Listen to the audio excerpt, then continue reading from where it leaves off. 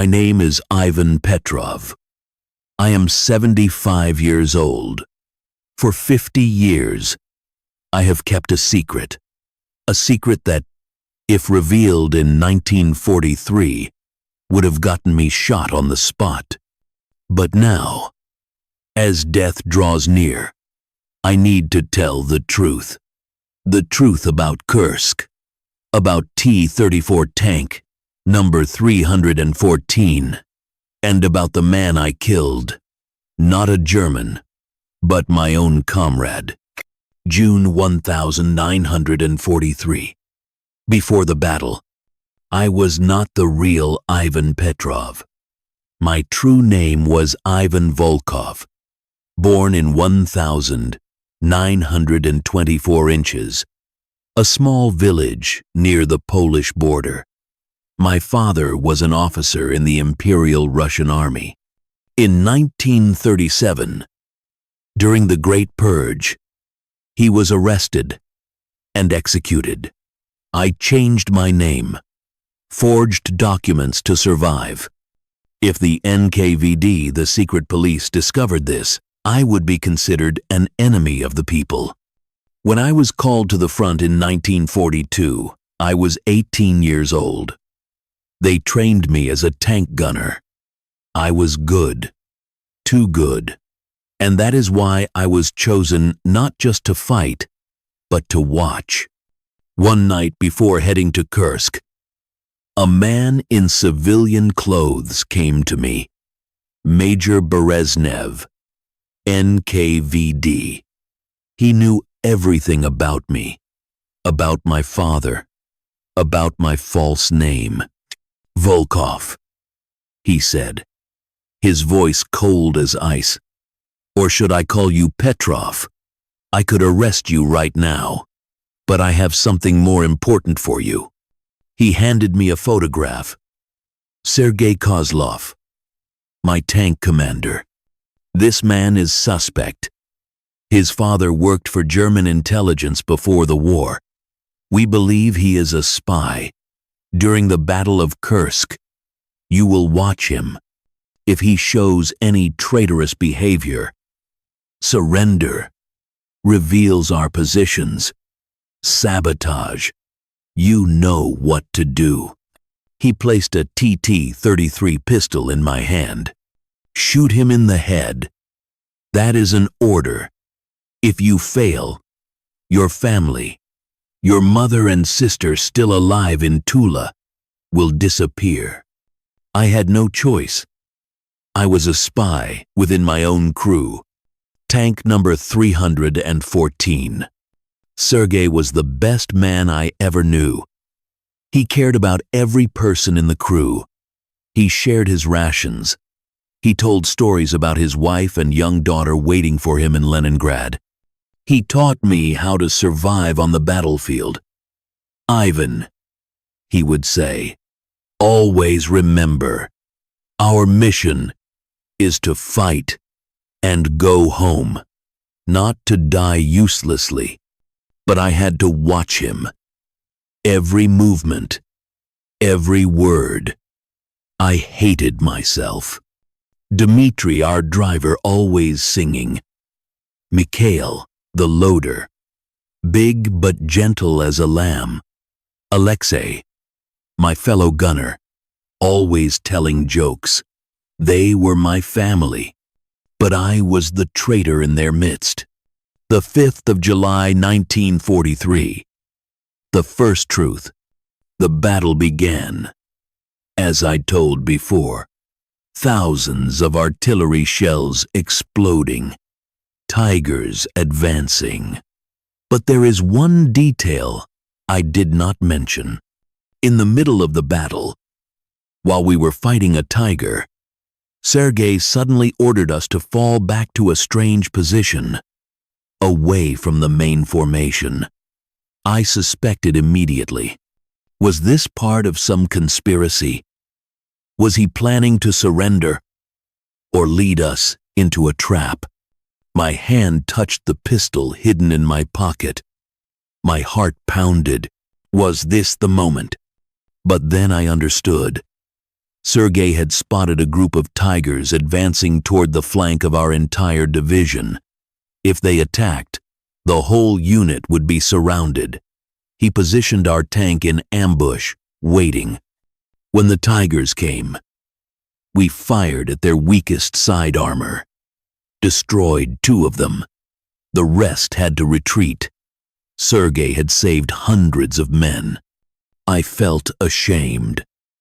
He was a hero, and I was ready to kill him, based on baseless accusations. Night of July 10th. The truth revealed.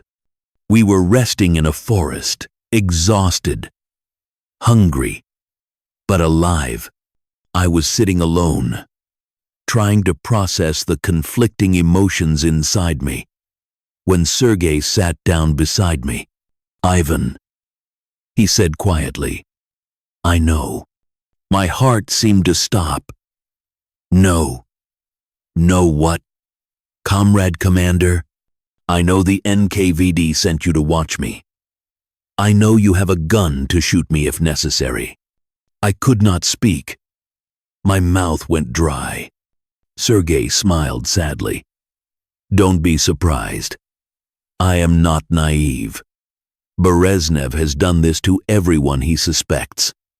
3 months ago, I was interrogated by the NKVD about my father.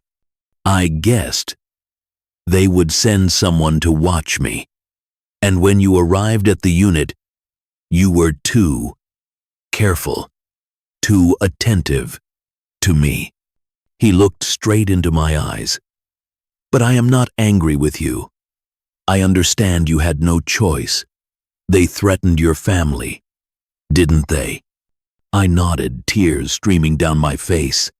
"My father was not a spy," Sergei said. "He worked as an interpreter before the war. That is all. But in these times, anything can be twisted into treason." He put his hand on my shoulder. "Ivan, I am not asking you to trust me, but I want you to know this.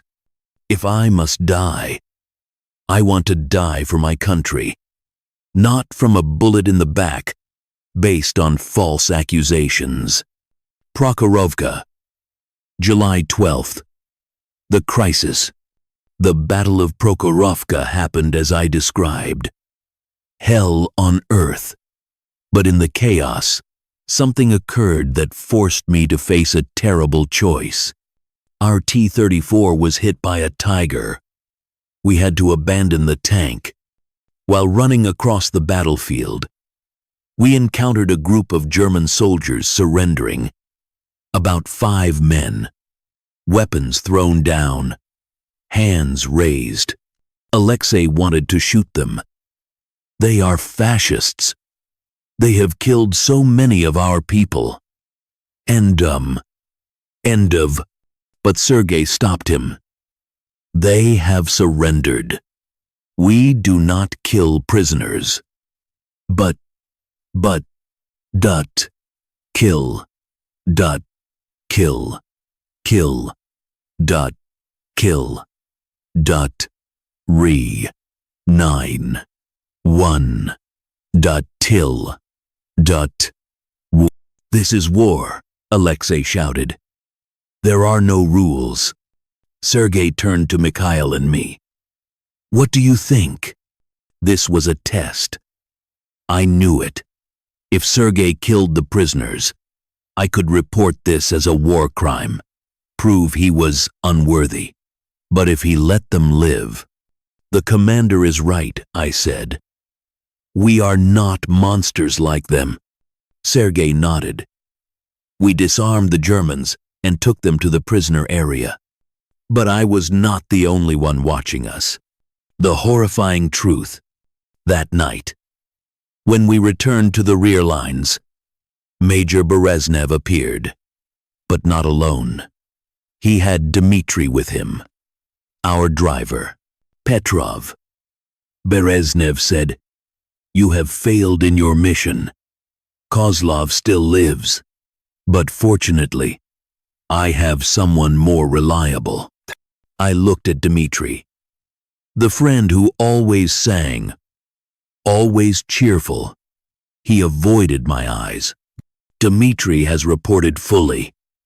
Kozlov let German prisoners live. That is a weak act toward the enemy. And more importantly, Bereznev pulled out a notebook.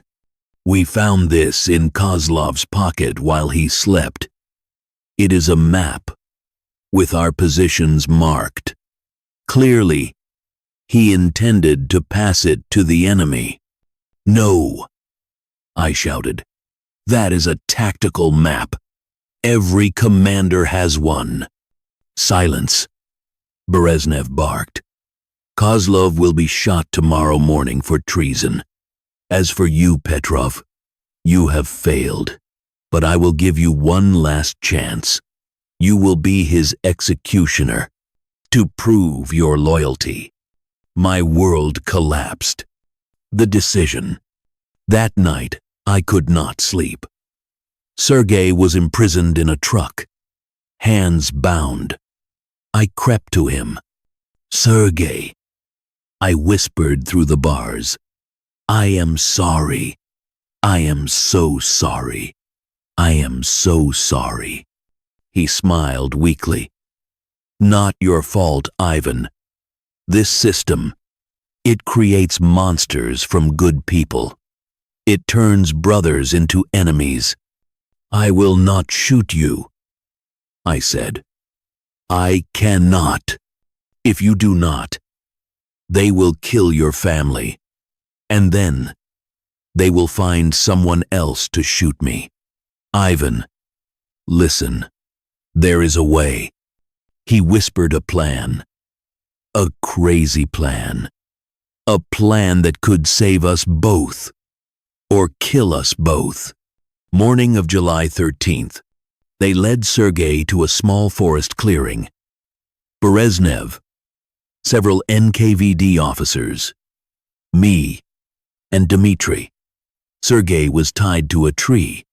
Bereznev handed me a pistol. Shoot him in the head. Now. My hand trembled. I aimed. My finger rested on the trigger. Sergei looked at me, nodded slightly. I fired, but not at Sergei's head. In a split second, I turned the gun and shot Bereznev. One shot, two shots. He fell. Chaos erupted. The NKVD officers drew their weapons, but they were too slow. From the forest, Mikhail and Alexei, whom I had told the truth the night before, opened fire. They had been hiding, waiting. In those few crazy seconds, we took them all down, except one. Dmitri stood there, gun pointed at me. He was shaking. Why? Why did you do this? You are traitors. Dmitri, Sergei said. I had cut his bonds. They deceived you. They made you a spy, just as they did with Ivan. They use us against each other. No, I did the right thing. I protected the motherland. By killing an innocent man? I said. Dmitri, Sergei is not a spy. They needed someone to die to prove their power. But Dmitri would not listen. His eyes were bloodshot. You have betrayed. You must die. He pulled the trigger. Mikhail pushed me aside. The bullet struck his chest. Mikhail fell. Without thinking, I shot Dmitri. Once. Right in the heart. My friend. The one who had saved my life. Many times. The one who sang sad songs. I had killed him. Aftermath. Mikhail died on the way to the medical station. His last words were, "Live. For all of us. We hid the bodies in the forest, staged the scene to look like an attack by German partisans. In the chaos of Kursk, no one investigated thoroughly. Sergei, Alexei, and I were given a new T-34 number 428. We continued fighting, but every day we carried the burden of what we had done. The final truth. In 1945, when the war ended, we parted ways. Sergei returned to Leningrad. Alexei to Moscow. I went back to Tula. We swore never to meet again, never to mention this. Too dangerous. But in 1953, when Stalin died, I received a letter from Sergei. He wrote, "We survived, but at what cost? I cannot sleep. Every night I see Dmitri's face, Mikhail's, Bereznev's. Did we do the right thing, Ivan?" I did not know the answer. Even now, I still do not know. Today, final words. This is the truth about Kursk. Not just about tanks and glory, but about betrayal, about choices with no right answer, about a system that turned people into each other's enemies. I killed Dmitri to save Sergei, but Dmitri also believed he was doing the right thing. Who was right? Who was wrong? In war, we speak of heroes and traitors, but that line is far thinner than most people think. I am not a hero. I am a survivor, someone who killed his comrade, someone who betrayed both sides, but I saved an innocent man. And perhaps, just perhaps, that is the only thing that matters. Sergei passed away in 1987. At his funeral, I came. We said nothing, just looked at each other. And I knew he carried the same burden as I did. Alexei disappeared in 1956. No one knows what happened. Perhaps the NKVD finally discovered the truth. And me, I lived until today. Not because I was brave, but because I was lucky. This is the story I never told. The story of the secrets from Kursk. The truth that history does not record. And now, as I am about to die, I want others to know this. War is not simple. History is not black and white. And sometimes, the greatest heroes are those who are never known. Notes found in the personal file of Ivan Petrov, also known as Volkov, who passed away in 2001, declassified in 2023.